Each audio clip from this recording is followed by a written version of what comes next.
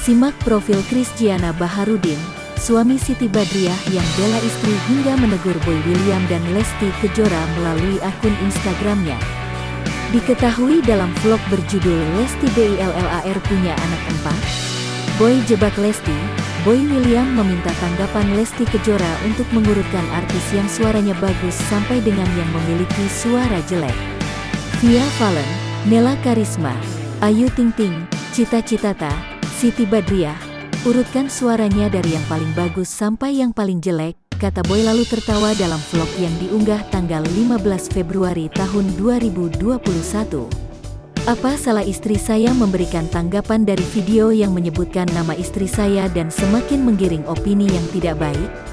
Semakin istri saya membela diri, semakin istri saya juga dibully dengan fans garis keras Anda yang membela celotehan yang mereka kalian hanya bercanda, tulisnya.